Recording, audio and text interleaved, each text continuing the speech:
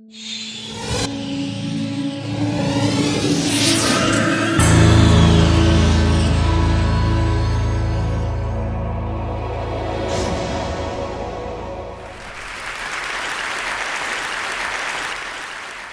I want to start by offering you a free, no-tech life hack. And all it requires of you is this, that you change your posture for 2 minutes. But before I give it away, I want to ask you to right now do a little audit of your body and what you're doing with your body. So how many of you are sort of making yourselves smaller? Maybe you're hunching, crossing your legs, maybe wrapping your ankles. Sometimes we hold on to our arms like this. Sometimes we spread out. I see you. So I want you to pay attention to what you're doing right now. We're going to come back to that in a few minutes, and I'm hoping that if you sort of learn to tweak this a little bit, it could significantly change the way your life unfolds. So we're really fascinated with body language, and we're particularly interested in other people's body language. You know, we're interested in, like, you know, an awkward interaction, or a smile, or a contemptuous glance, or maybe a very awkward wink, or maybe even something like a handshake. Here they are arriving at number 10, and look at this lucky policeman gets to shake hands with the President of the United States. Oh, and here comes the Prime Minister of it. No.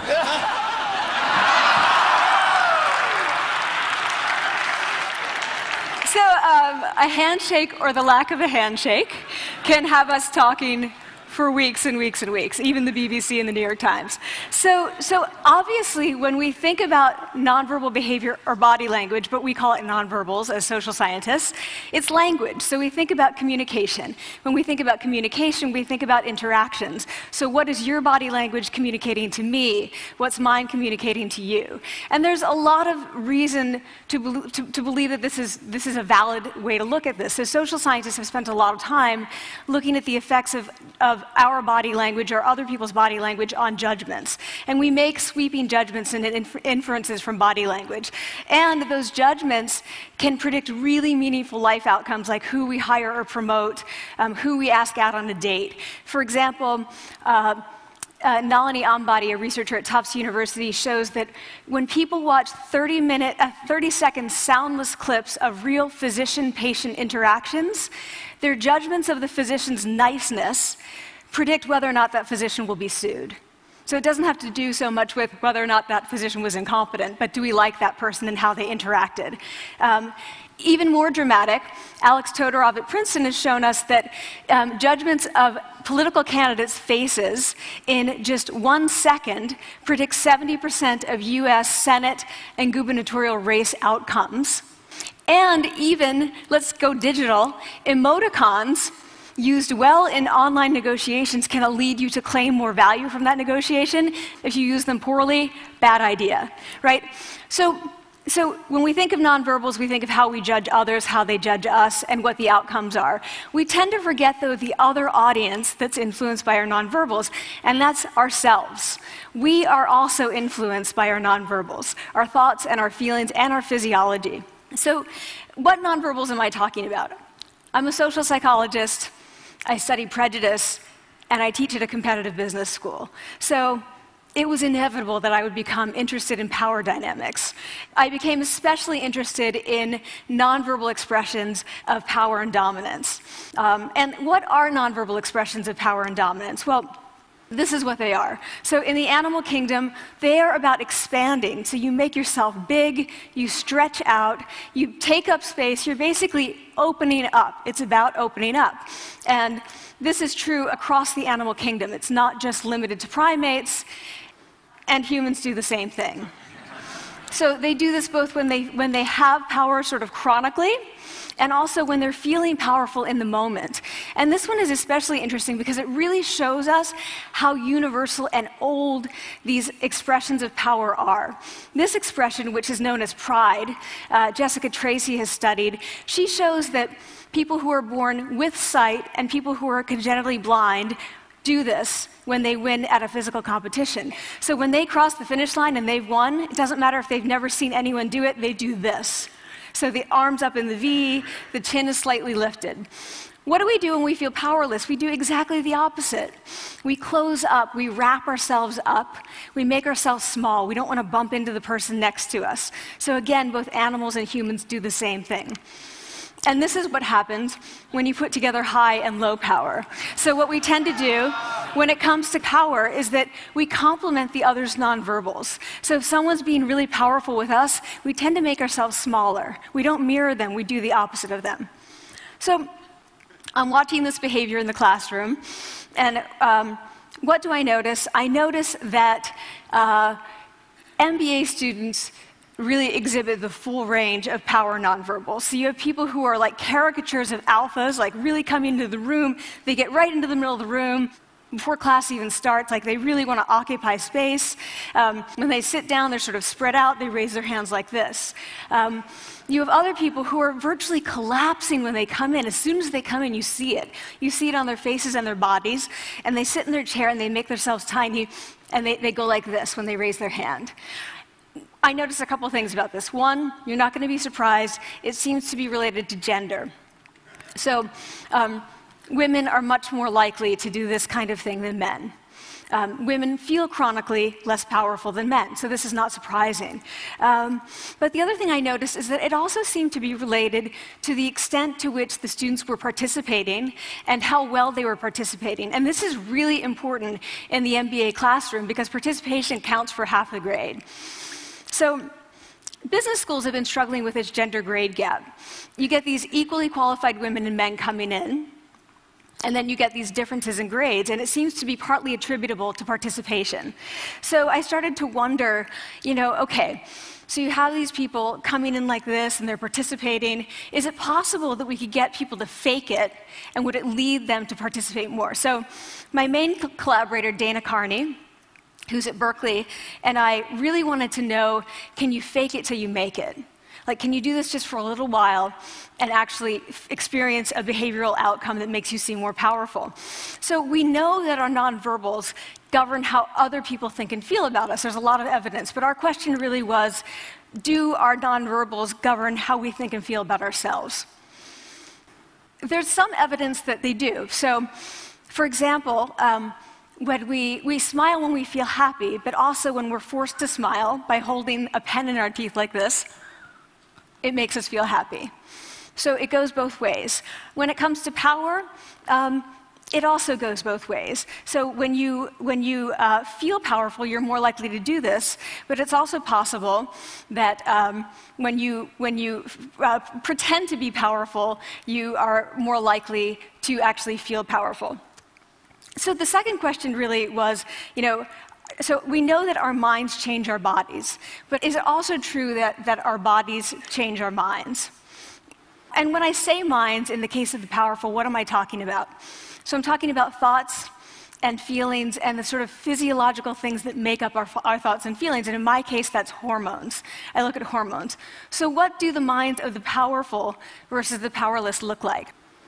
So powerful people tend to be, not surprisingly, more assertive and more confident, more optimistic. They actually feel that they're going to win even at games of chance. They also tend to be able to think more abstractly. So there are a lot of differences. They take more risks. There are a lot of differences between powerful and powerless people. Physiologically, there also are differences on two key hormones, testosterone, which is the dominance hormone, and cortisol, which is the stress hormone. So what we find is that high-power alpha males in primate hierarchies have high testosterone and low cortisol, and powerful and effective leaders also have high testosterone and low cortisol. So what does that mean? When you think about power, people tended to think only about testosterone because that was about dominance. But really, power is also about how you react to stress. So do you want the high-power leader that's dominant, high on testosterone, but really stress reactive? Probably not, right? You want the person who's powerful and assertive and dominant, but not very stress reactive, the person who's laid back. So we know that in primate hierarchies, if an alpha needs to take over, if an individual needs to take over an alpha role sort of suddenly, within a few days, that individual's testosterone has gone up significantly and his cortisol has dropped significantly. So we have this evidence, both that the body can shape the mind, at least at the facial level, and also that role changes can shape the mind. So what happens, okay, you take a role change, what happens if you do that at a really minimal level, like this tiny manipulation, this tiny intervention? For 2 minutes you say, I want you to stand like this, and it's going to make you feel more powerful. So this is what we did. We decided to bring people into the lab and run a little experiment. And these people adopted for 2 minutes either high power poses or low power poses. And I'm just going to show you 5 of the poses, although they took on only 2. So here's one, couple more. This one has been dubbed the Wonder Woman by the media. Here are a couple more. So you can be standing or you can be sitting. And here are the low power poses. So you're folding up, you're making yourself small. This one is very low power. When you're touching your neck, you're really kind of protecting yourself. So this is what happens. They come in, they spit into a vial. We, for 2 minutes, say, you need to do this or this. They don't look at pictures of the poses. We don't want to prime them with the concept of power. We want them to be feeling power, right? So 2 minutes they do this. We then ask them, how powerful do you feel on a series of items? And then we give them an opportunity to gamble. And then we take another saliva sample. That's it. That's the whole experiment. So this is what we find. Risk tolerance, which is the gambling. What we find is that when you're in the high power pose condition, 86% of you will gamble. When you're in the low power pose condition, only 60%. And that's a pretty whopping significant difference. Here's what we find on testosterone. From their baseline when they come in, high power people experience about a 20% increase. And low-power people experience about a 10% decrease. So again, 2 minutes and you get these changes. Here's what you get on cortisol. High-power people experience about a 25% decrease, and the low-power people experience about a 15% increase. So 2 minutes lead to these hormonal changes that configure your brain to basically be either assertive, confident, and comfortable, or really stress reactive, and feeling sort of shut down. And we've all had that feeling, right? So it seems that our nonverbals do govern how we think and feel about ourselves. So it's not just others, but it's also ourselves. Also, our bodies change our minds. But the next question, of course, is, can power posing for a few minutes really change your life in meaningful ways? So this is in the lab, it's this little task, it's just a couple of minutes. Where can you actually apply this, which we cared about, of course. And so we think it's really what matters, where you want to use this is evaluative situations, like social threat situations. Where are you being evaluated? Either by your friends, like for teenagers, it's at the lunchroom table. It could be, for some people, it's speaking at a school board meeting. It might be giving a pitch, or giving a talk like this, or doing a job interview. We decided that the one that most people could relate to, because most people had been through, was the job interview. So we published these findings, and the media are all over it, and they say, okay, so this is what you do when you go in for the job interview, right? So we were, of course, horrified and said, oh my God, no, that's not what we meant at all, for numerous reasons. No, don't do that. Again, this is not about you talking to other people, it's you talking to yourself. What do you do before you go into a job interview? You do this. Right? You're sitting down, you're looking at your iPhone or your Android, not trying to leave anyone out. You're looking at your notes, you're hunching up, making yourself small, when really what you should be doing maybe is this, like in the bathroom, right? Do that, find 2 minutes. So that's what we want to test, okay? So we bring people into a lab, and they do either high or low power poses again. They go through a very stressful job interview. It's 5 minutes long. They are being recorded, they're being judged also, and the judges are trained to give no nonverbal feedback. So they look like this. Like, imagine this is the person interviewing you. So for 5 minutes, nothing. And this is worse than being heckled. People hate this. It's what Marianne LaFrance calls standing in social quicksand. So this really spikes your cortisol. So this is the job interview we put them through, because we really wanted to see what happened. We then have these coders look at these tapes, 4 of them. They're blind to the hypothesis, they're blind to the conditions. They have no idea who's been posing in what pose. And they end up looking at these sets of tapes and they say, oh, we want to hire these people, all the high power posers. We don't want to hire these people. We also evaluate these people much more positively overall. But what's driving it? It's not about the content of the speech. It's about the presence that they're bringing to the speech. We also, because we rate them on all these variables related to sort of competence, like how well structured is the speech? How good is it? What are their qualifications? No effect on those things. This is what's affected, these kinds of things. People are bringing their true selves, basically. They're bringing themselves. They bring their ideas, but as themselves, with no residue over them. So this is what's driving the effect or mediating the effect. So when I tell people about this, that our bodies change our minds and our minds can change our behavior and our behavior can change our outcomes, they say to me, it feels fake, right? So I said fake it till you make it. Like, it's not me. Like, I don't want to get there and then still feel like a fraud. I don't want to feel like an imposter. I don't want to get there only to feel like I'm not supposed to be here. And that really resonated with me because I want to tell you a little story about being an imposter and feeling like I'm not supposed to be here. When I was 19, I was in a really bad car accident. I was thrown out of a car, rolled several times. I was thrown from the car, and I woke up in a head injury rehab ward. And I had been withdrawn from college, and I learned that my IQ had dropped by 2 standard deviations, which was very traumatic. I knew my IQ because I had identified with being smart, and I had been called gifted as a child. So I'm taken out of college. I keep trying to go back. They say, you're not going to finish college. Like, just, there are other things for you to do, but that's not going to work out for you. So I really struggled with this, and I have to say, having your identity taken from you, your core identity, and for me it was being smart, having that taken from you, there's nothing that leaves you feeling more powerless than that. So I felt entirely powerless. I worked and worked and worked, and I got lucky and worked and got lucky and worked. Eventually I graduated from college. It took me 4 years longer than my peers. And I convinced someone, my angel advisor, Susan Fisk, to take me on.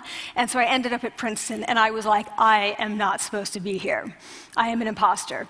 And the night before my first year talk, and the first year talk at Princeton is a 20-minute talk to 20 people. That's it. I was so afraid of being found out the next day that I called her and said, I'm quitting. She was like, you are not quitting, because I took a gamble on you and you're staying. You're going to stay, and this is what you're going to do. You're going to fake it. You're going to do every talk that you ever get asked to do. You're just going to do it and do it and do it, even if you're terrified and just paralyzed and having an out-of-body experience, until you have this moment where you say, oh my gosh, I'm doing it. Like, I have become this. I am actually doing this. So that's what I did. 5 years in grad school. A few years, I'm at Northwestern. I moved to Harvard. I'm at Harvard. I'm not really thinking about it anymore, but for a long time I had been thinking, not supposed to be here, not supposed to be here. So at the end of my first year at Harvard, a student who had not talked in class the entire semester, who I had said, look, you got to participate or else you're going to fail, came into my office. I really didn't know her at all. And she came in totally defeated, and she said, I'm not supposed to be here.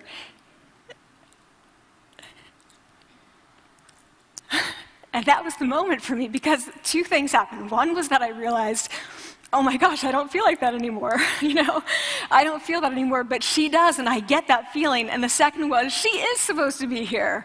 Like, she can fake it, she can become it. So he's like, yes, you are. You are supposed to be here, and tomorrow you're going to fake it, you're going to make yourself powerful, and, you're going to...